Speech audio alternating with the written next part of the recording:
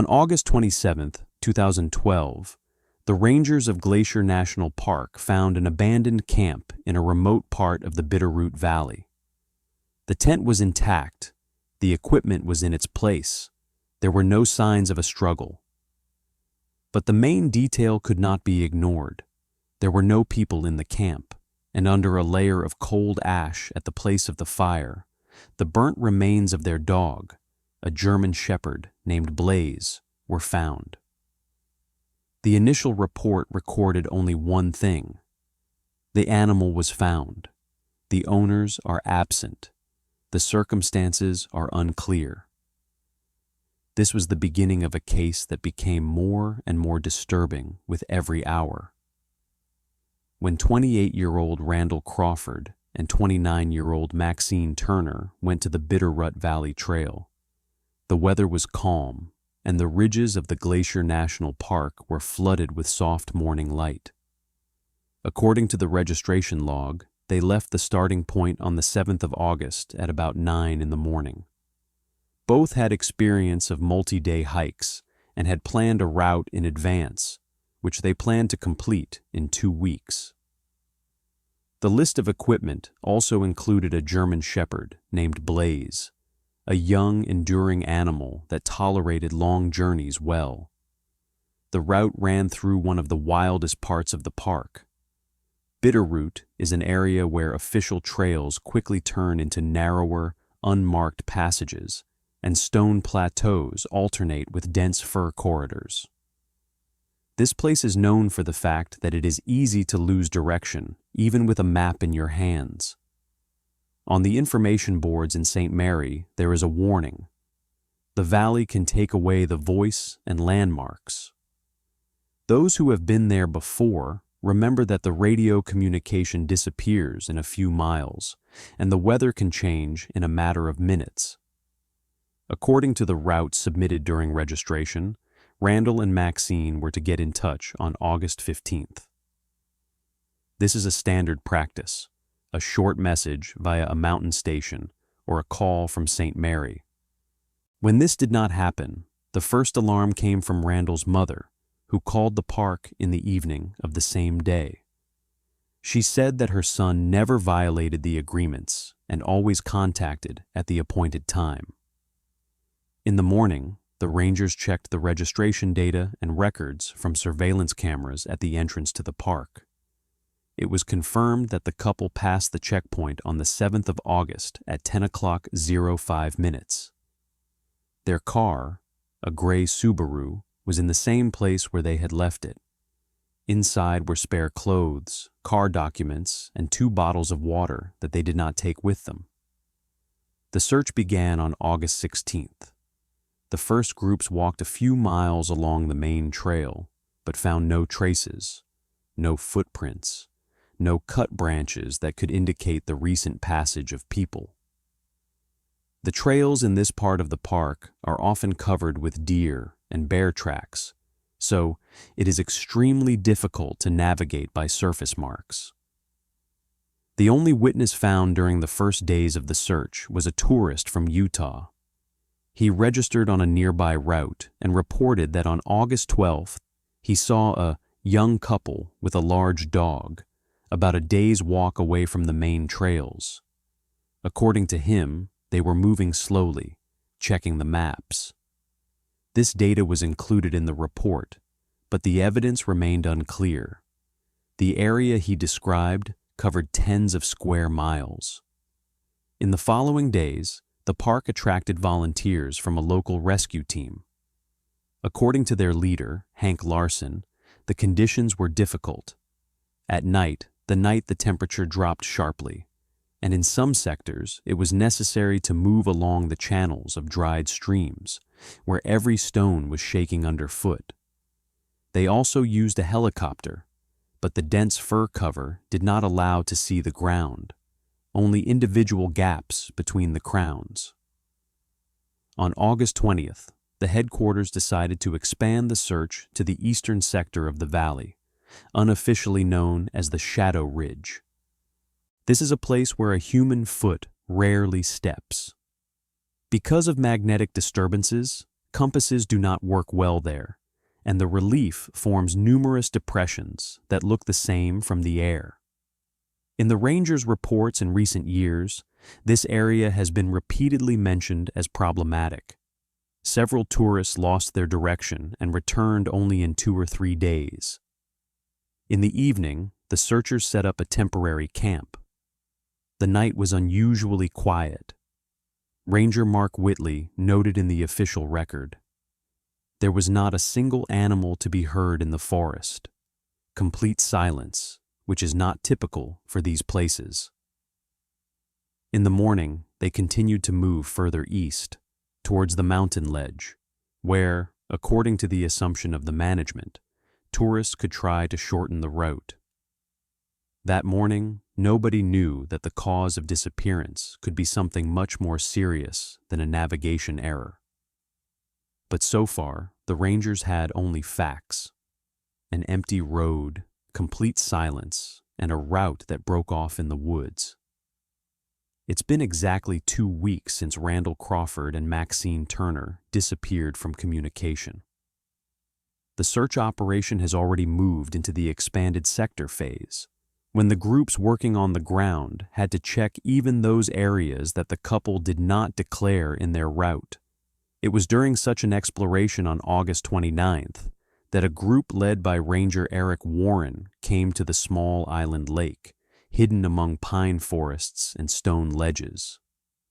This place was rarely visited by tourists. It is located away from the main trails, and it can be reached only by a difficult climb through the forest debris. In the official report, Warren noted that the first thing they saw was not the tent itself, but a vertical pillar of smoke that was stuck between the branches and hung in the air as a heavy gray serpentine. Unlike fresh smoke, which melts quickly, this one looked frozen, as if the flame had disappeared long ago, but the ash, layered, still retained the smell. When they approached, it became clear that the camp was not abandoned by accident. It looked as if people had left only for a short time. The tent stood upright, with no signs of breakage or haste. The tent was stretched. The pegs were in place. Inside, there were 2 sleeping bags laid out in parallel, folded clothes and essentials. A click dog for checking the dog's claws was hanging on one of the backpacks. Next to it lay a camera, maps of the area, a set of filters for the water system, a small first aid kit, and part of the provisions, neatly folded in the side compartment. There was a paw print on the water bottle, dry, as if left a few days before. All this looked like what documentary artists often describe as frozen, no sign of struggle or disorder. But the area near the fire was of the greatest concern. What at first seemed to be ordinary ash turned out to be much more disturbing. One of the younger rangers, while inspecting the area, accidentally caught the ashes with his foot, and bone fragments appeared under it.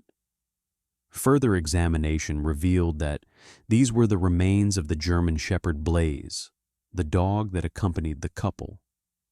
The bones were burnt, and the wool was almost completely destroyed by the high temperature. Warren's report states, "The animal was not burned by accident. The fire was controlled. The flames were maintained for some time." All members of the group confirmed that there were no signs of natural fire at the site. The ashes lay in an even layer, and there were no charred trees or scattered coals around the fire, as is the case with an uncontrolled fire process. The traces testified, someone lit a fire, supported it, and put the dog there. But why? There was no answer. An inspection of the nearby area showed that there were practically no footprints left. The soil was dry and hard, and the morning wind that blew between the ridges could easily wash away most of the surface traces. Only one blurred line, resembling a single footprint of a heavy boot, remained in question. Whether it belonged to one of the tourists, or was left by a rescuer during the approach to the camp. A few yards away, Warren noticed the bizarre silence. Rangers who worked in different locations have repeatedly mentioned that silence in the Glacier Mountains can be different. There is a natural silence, when you hear only the wind and the rustling of branches. And there is another, unnatural, heavy, as if something big froze and is watching. According to Warren, this time the silence was just like that. Even the birds did not fly over the island water. The report briefly states, abnormally quiet. An important detail was found inside the tent. One of the sleeping bags was somewhat crumpled, as if someone had lain in it or leaned inside after the other person had left. But the exact time of this could not be determined. On the left side of the tent, there was an open map with a marked trail, but no additional marks were made. A review of the camera showed that the last picture was taken on August 11th. It shows a part of the forest and the ridge rising on the horizon. Specialists who later analyzed the shadow map in the image suggested that the photo was taken in the afternoon. And that meant that at least 4 days had passed after this photo before they were supposed to get in touch. A small footprint of an animal bowl was also found near the lake, but there was no water in it. It seems that the dog could drink from the lake in the last days. Several scratches that could belong to Blaze were noticed on a stone nearby, but it was difficult to determine the exact time of these traces. Wild goats often walk in this area. The rangers photographed the camp from all sides, took measurements, marked the position of things, and recorded ash samples. After that, the sector was surrounded by a yellow ribbon, and the tent was preserved for further work of forensic experts. At the park headquarters, this finding was immediately marked as critical. Officially, it was classified as a camp without owners with unnatural circumstances. Warren reported the main thing on the radio. The couple left their things, but left no sign of where they might have gone. And no explanation of what happened to the dog, except for one. Someone was in the camp after them. When the sun began to set, the group completed the initial inspection and headed back towards the main trail. There was a night meeting ahead, where they had to decide how to restructure the search operation. No one had any doubts anymore. A simple disappearance turned into something much more disturbing. After discovering the camp near Lake Island, the team of investigators was ordered to check all the locals who might have been in the Bitterroot Valley in those days. This is a standard procedure for remote areas where a small number of people are constantly working in the woods: loggers, private tenants, seasonal workers, and hunters. As stated in the protocol, in such cases, any unusual activity in the park is subject to immediate inspection. Among the people who were to be interviewed first was Dale Griffin, a middle-aged man, a local logger who had lived on the outskirts of a neighboring town for years. The Rangers' database already had several references to him: previous violations of illegal logging and 2 cases of conflict behavior with tourists. One of the Rangers, Thomas Barrington, reported that a few months before the couple's disappearance, he had already intervened in a dispute between Griffin and a group of vacationers who filmed a man felling a tree in the forbidden sector of Bitterroot.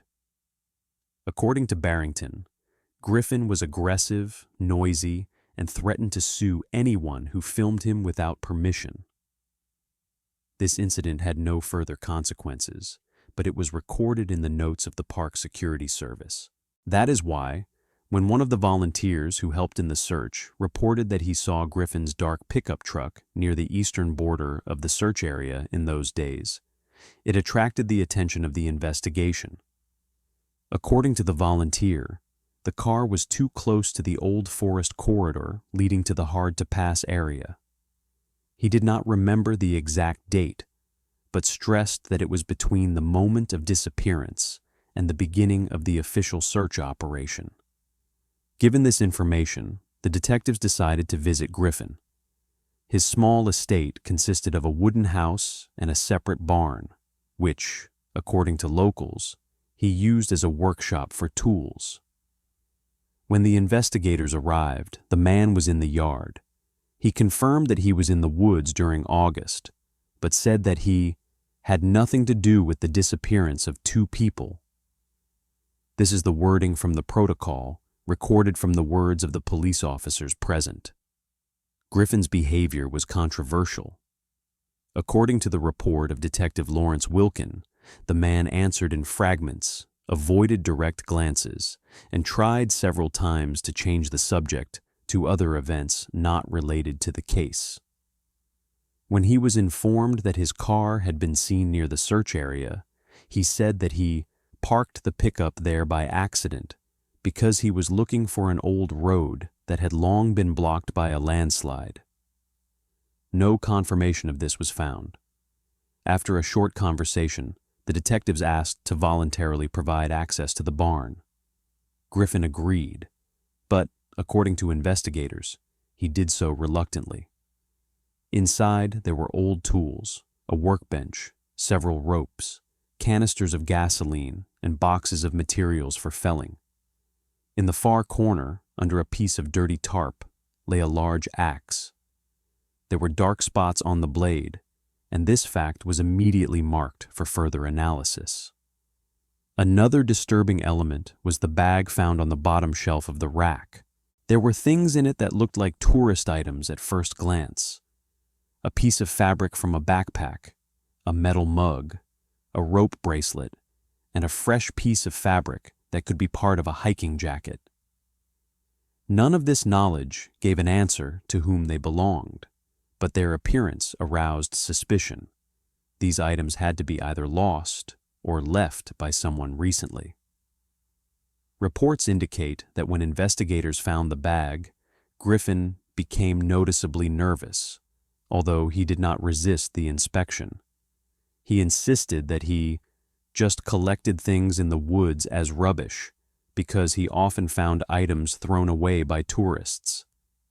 However, park staff confirmed that there were no mass accumulations of waste in the area, and tourists walking on Bitterroot usually did not leave such things.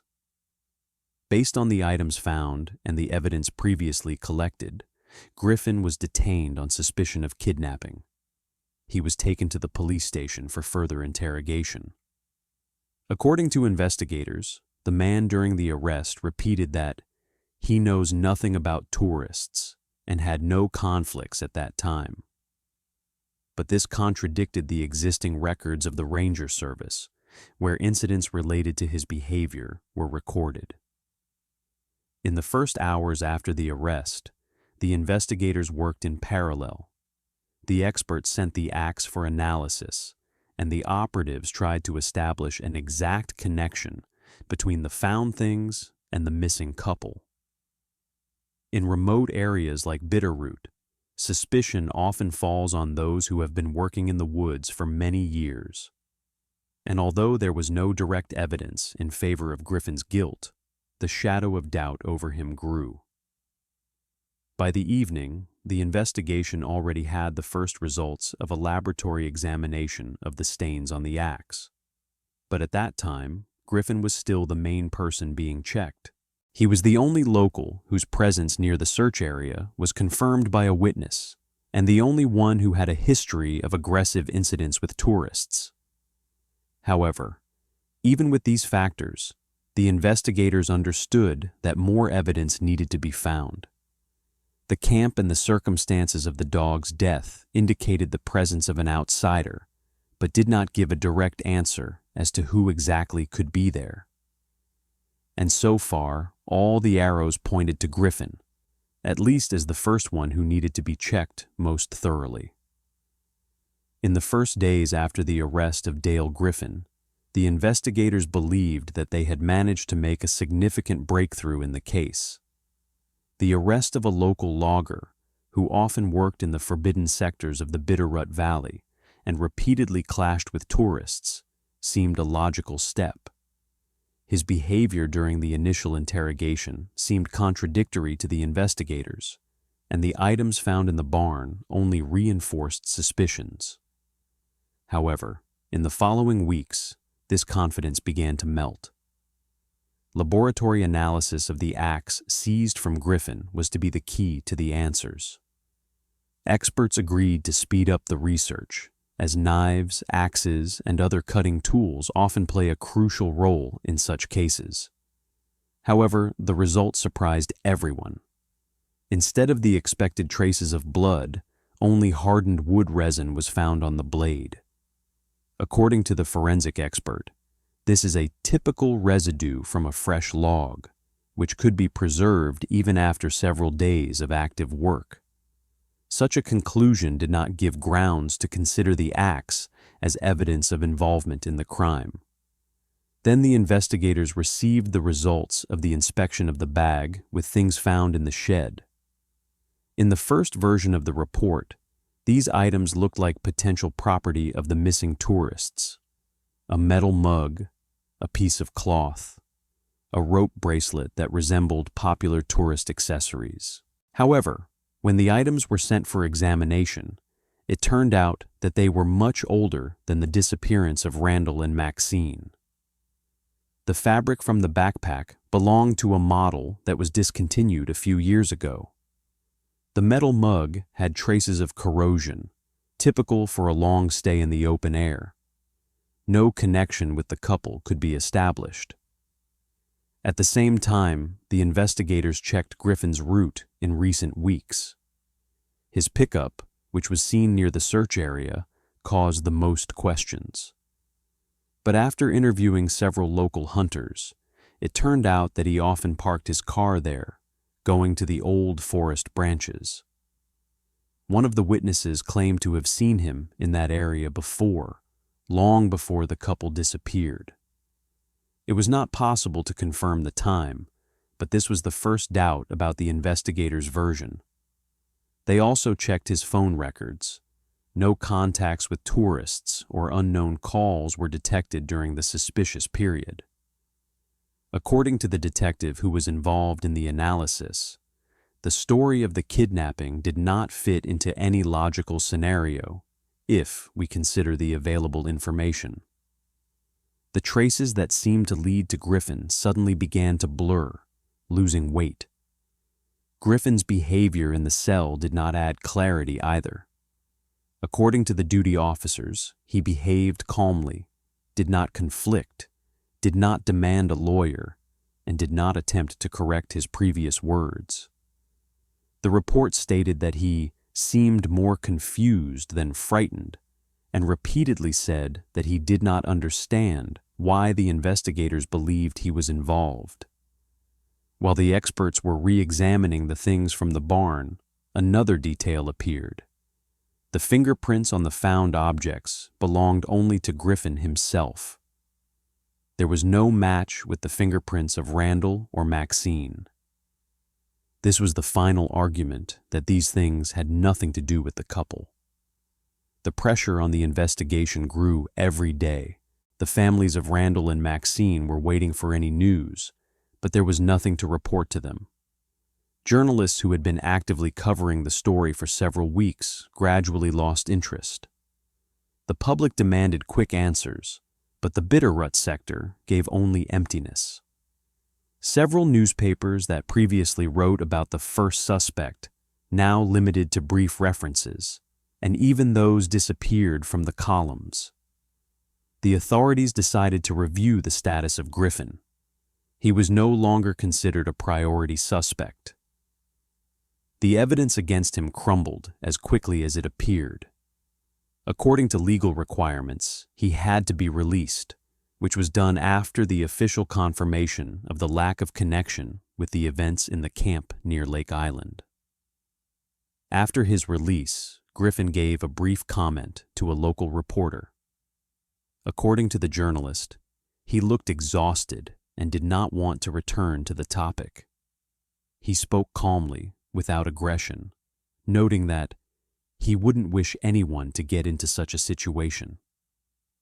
These words were included in the material, which became the last major publication mentioning the case before the story began to disappear from the information space. Meanwhile, investigators faced a new problem. They no longer had a clear line of consideration. The version with the local logger turned out to be wrong. They returned to the analysis of maps, routes, and possible exit points from the valley, trying to find at least one new landmark. But the mountain silence gave no clues, and time was not on their side. The team's work continued, but with much less intensity. Volunteers who used to go out searching every day returned to their daily routine. Rangers, who initially worked in an enhanced mode, were ordered to return to a regular schedule. The headquarters kept a map on which the areas carefully combed over the first weeks were marked in red. Every day added more and more empty spaces that no one could explain. The families of the missing remained in uncertainty. They waited, called, wrote requests, and received only the same phrases in response.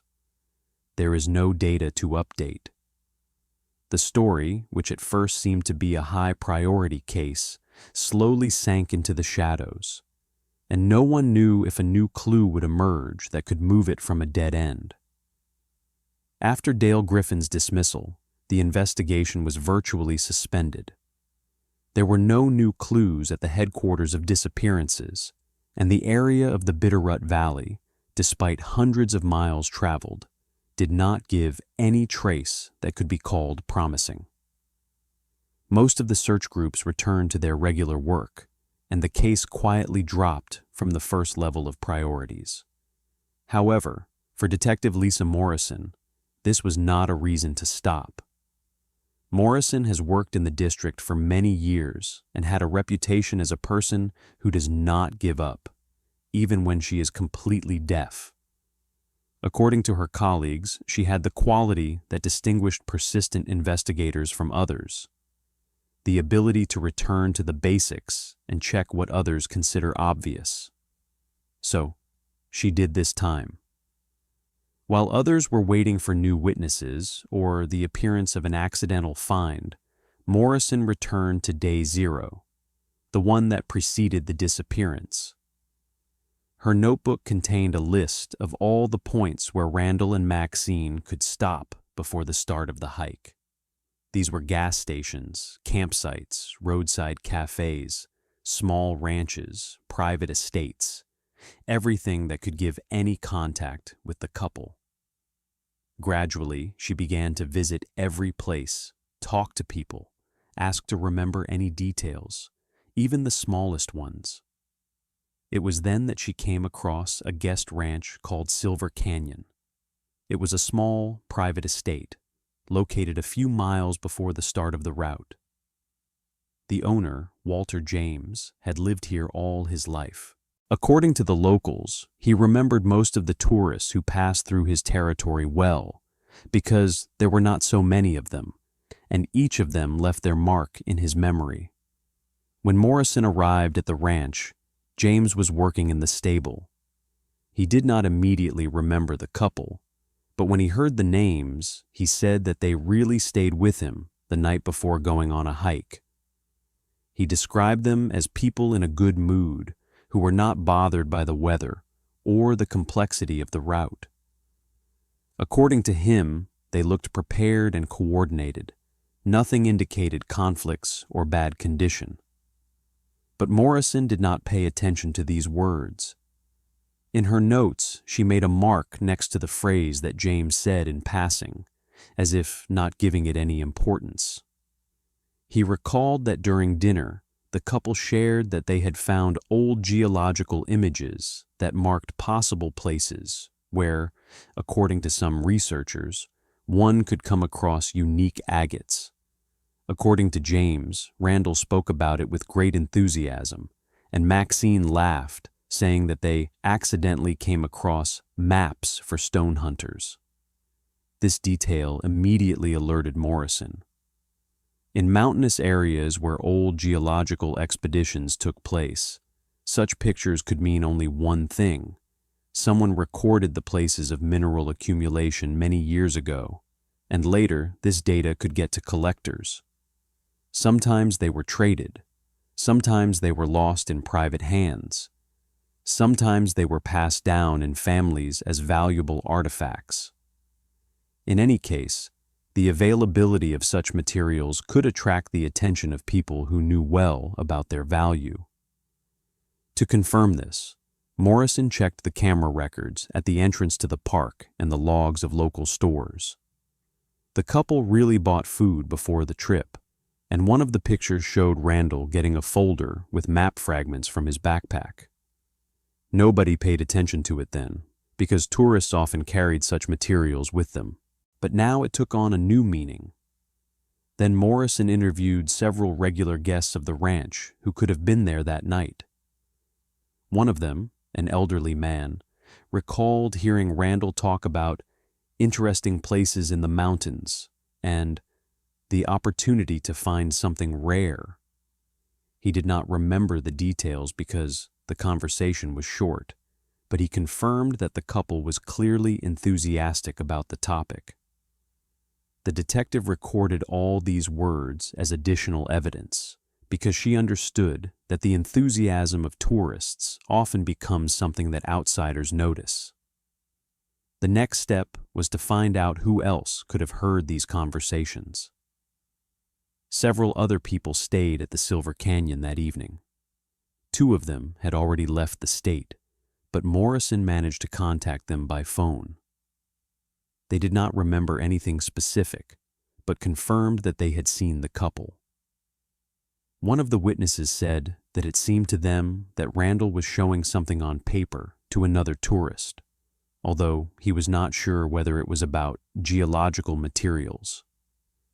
This line of investigation opened up new possibilities.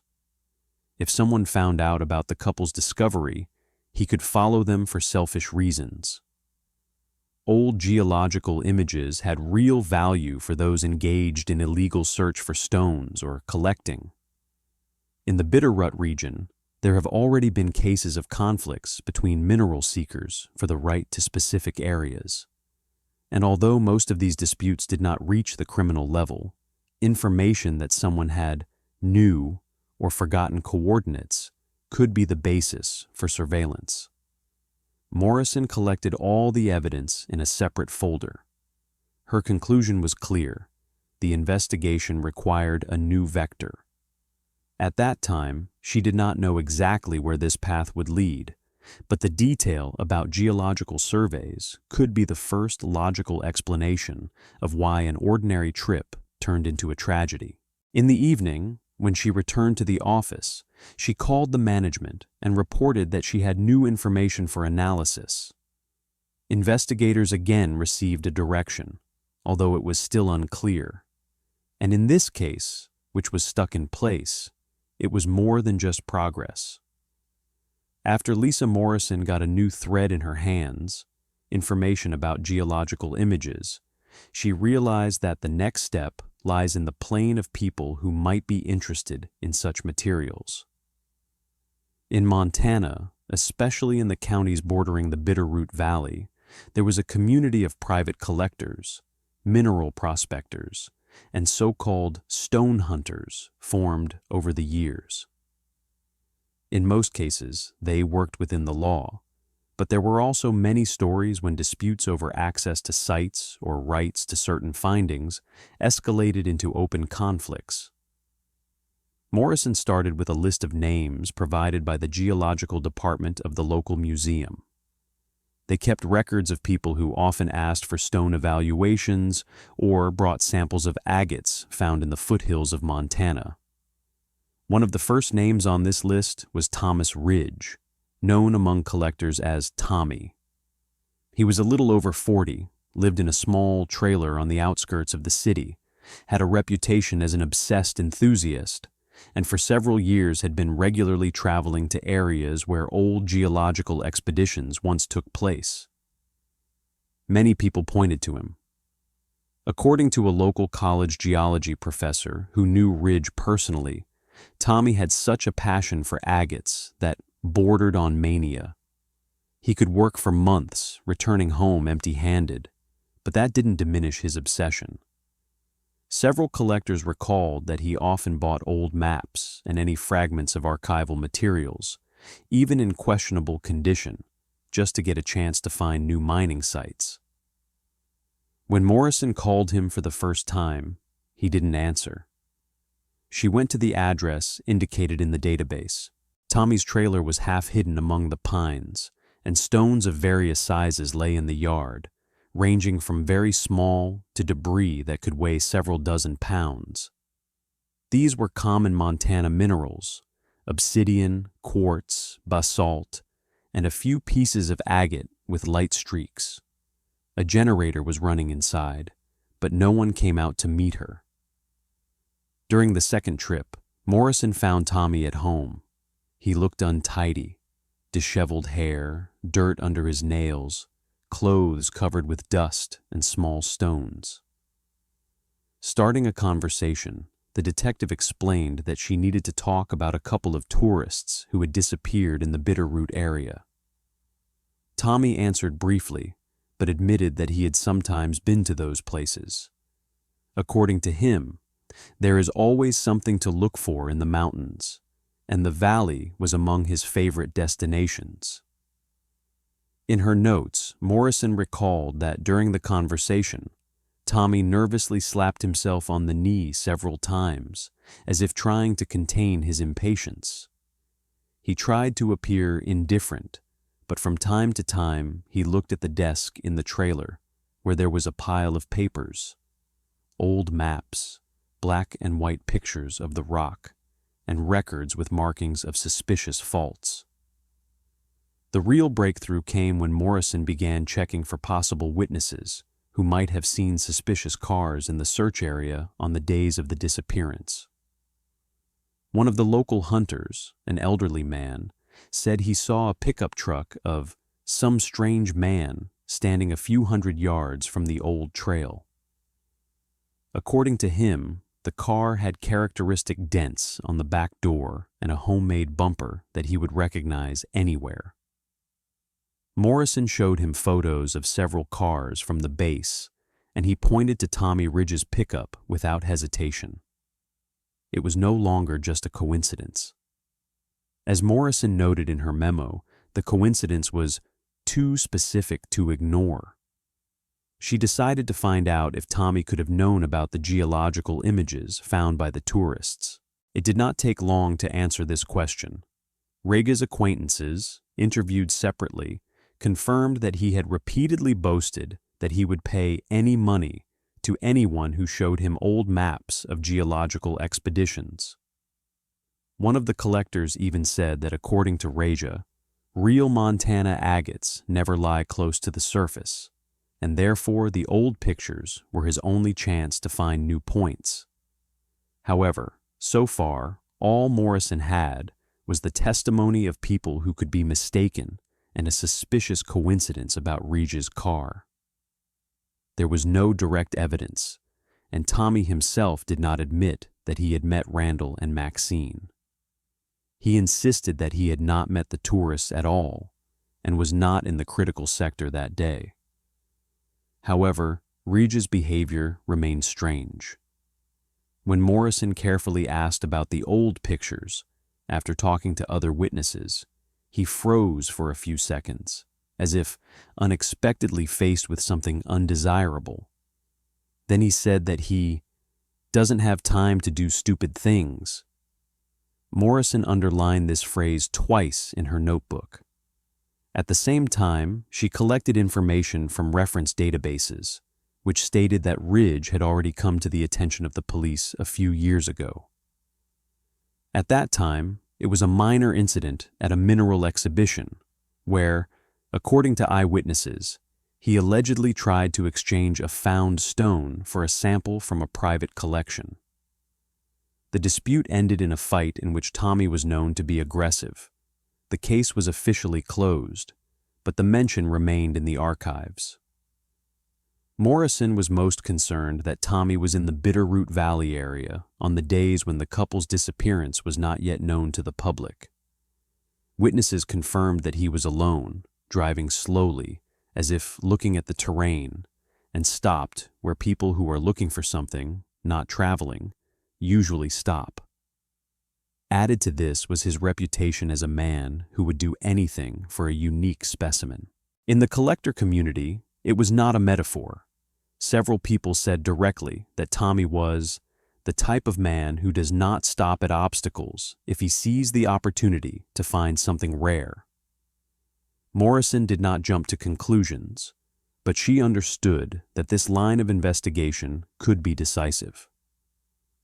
While other investigators were working on the usual routes and empty sectors, she was moving in a direction that no one had previously considered. And although there was not enough evidence, each new step strengthened the feeling that it was here, in the world of obsessed stone hunters, that the cause of the tragedy could have originated. When Lisa Morrison received permission to search Thomas Ridge's workshop, she already had enough circumstantial evidence to suspect him in connection with the disappearance of Randall and Maxine. But even then, she could not have foreseen how important the findings made that day would be.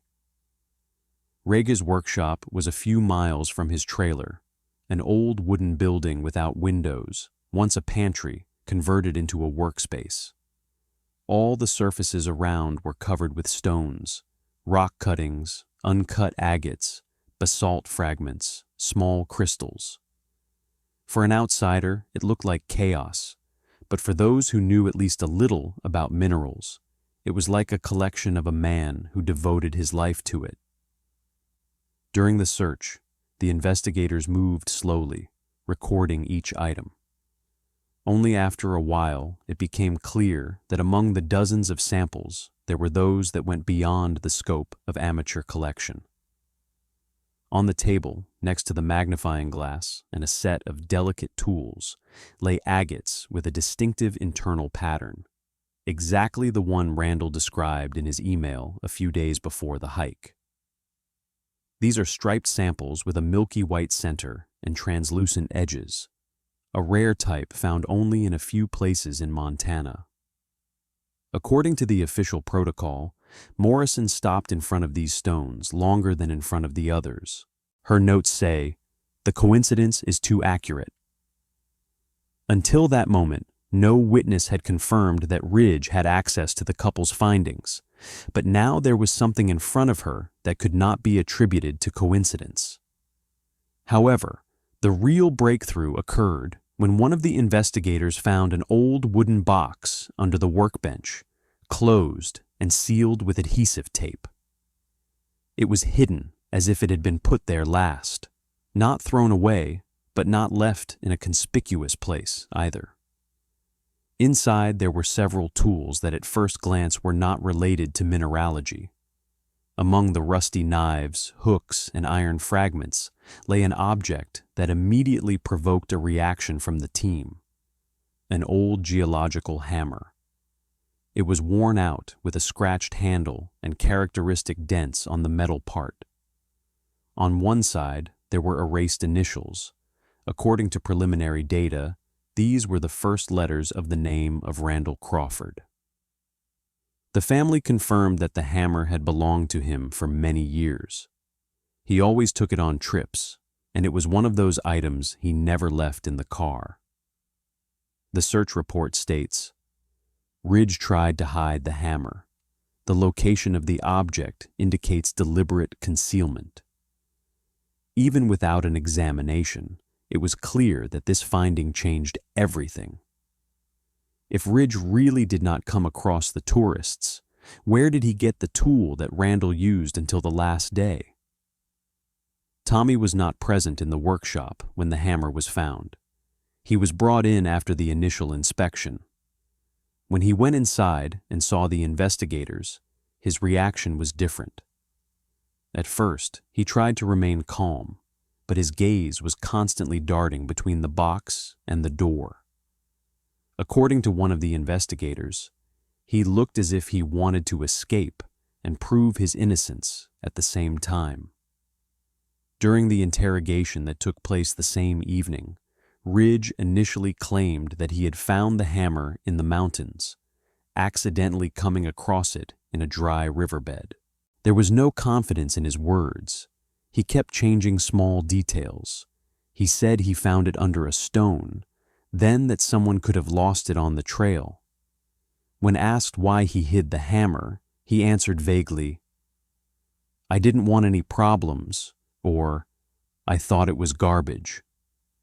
When the investigators began to show the agates they had found, he tried to deny everything. He claimed that he bought them at the fair, that a friend brought them, that these were not the stones the couple was looking for. But Morrison had a printout of Randall's email describing the find, and these samples matched almost with photographic accuracy. According to interrogation records, the breaking point came after Morrison reminded him of a pickup truck seen near the Bitterroot Valley. It was the hunter's testimony, which he could not easily deny. Then he first began to get confused in time, saying that he did not remember when he was in the mountains, that he went just to breathe the air, that he was looking for a certain kind of stone. Uncertainty became a decisive factor. It was then that the detectives realized that he was on the verge of a breakdown. Ridge broke down after a few hours. This is recorded in the report. The suspect changed his line of behavior, stopped denying. According to the investigators, it happened abruptly, as if in 1 second he stopped trying to hold the version that crumbled before his eyes. He began to speak without structure, in fragments, confusing events, but the overall picture became clear. He knew about geological images, followed the couple, and one of the objects they had with them was not in his hands by chance. His words still needed to be verified, but they opened the door to a completely different level of investigation. For Morrison, this was the first confirmation that the case was not an accidental tragedy or an ordinary accident. Someone followed the tourists, someone wanted to get what they found, and someone had motives much more serious than just a random misunderstanding. The evidence in the workshop turned abstract suspicions into a concrete line. A new, much darker plane opened up before the investigation, and Thomas Ridge, with his obsession with agates, became a central figure, no matter how much he tried to stay away. Thomas Ridge's confession was not the result of a single interrogation.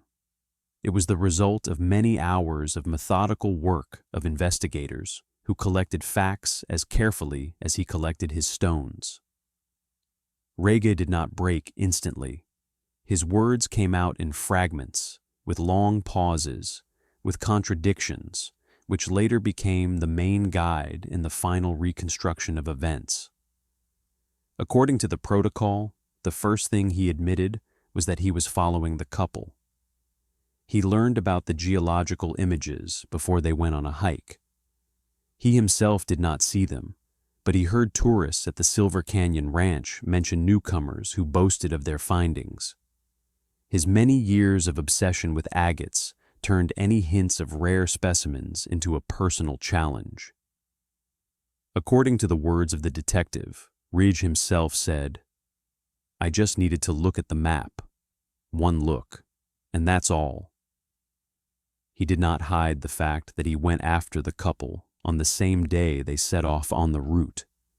He moved slowly, trying not to attract attention. He stopped in the same places where they could stop, looked at the paths, checked the gaps between the trees.